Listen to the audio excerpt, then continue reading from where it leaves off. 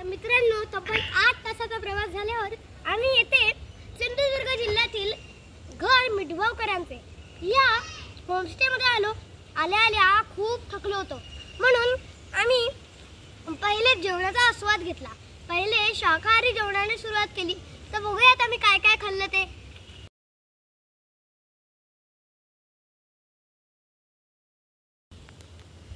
जेवण झाल्यावर आम्ही थोडासा आराम केला, तो पण नारळाच्या झाडाच्या खाली शुद्ध हवेत या झोपाळ्यावर.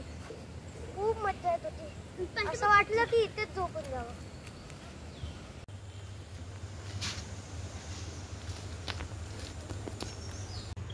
आत आल्या आम्हाला हे कळलं की इकडे अजून एक खूप घर आहे. ते बघत आम्ही पुढे आमच्या खऱ्या घराकडे निघालो. तर चला आता मी माझ्या घराकडे तुम्हाला नेतो.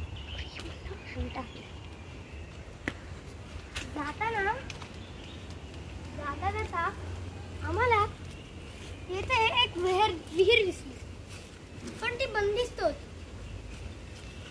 पुढे आम्हाला तिकडे जाताना एक तुळशीचे रोपही दिसले.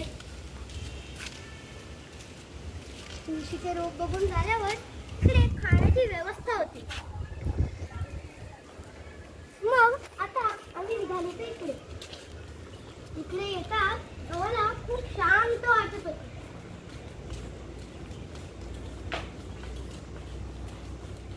इकडे अजूनही खूप घर होती, पण आमचं घर पहिल्या माळ्यावर होतं.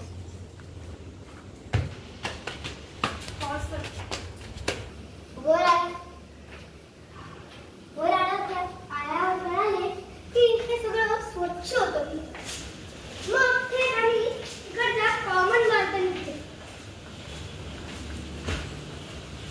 येतात आम्हाला मस्त दृश्य पाहायला मिळाले. सगळी खेळण्याची अवजारे इकडनं पूर्णपणे दिसत होती. सगळा होमस्टे सगळा नीट दिसत होता. तर आम्ही आमच्या रूम मध्ये आलेलो आहोत. तर तुम्ही रूम बघू शकता. इकडे खूप मस्त बेड आहे. एवढे मस्त बेड आहे की असं वाटतं की झोपून जावं. पंख्याच्या गार वाऱ्यात आणि एसी असं वाटतंय की खरंच झोपावं. आता झोपायचं नाहीये, तर तुम्हाला माझी पूर्ण रूम दाखवतो. आले हे 2 बेड आहेत. तिकडे टीव्ही सुद्धा आहे आणि इकडे आपलं वॉशरूम आहे.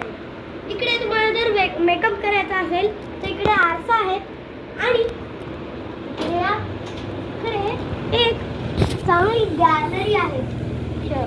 गॅलरीतनं चांगला व्ह्यू सुद्धा येऊ शकतो. हे बघा. आता आपण येत आहोत ते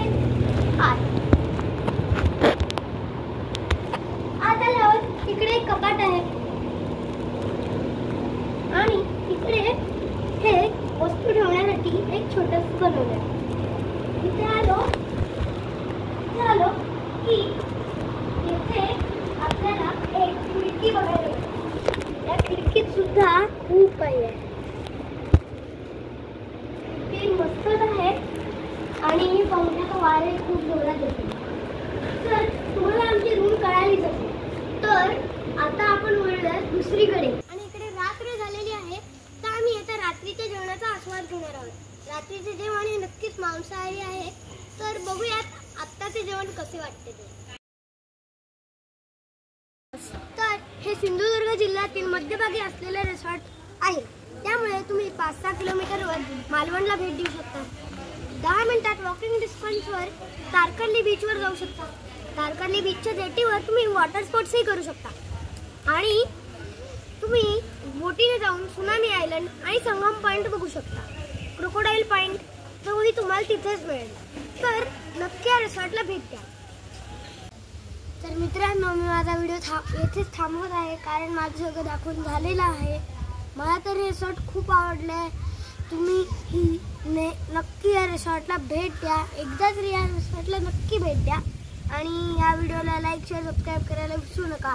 बाय बाय.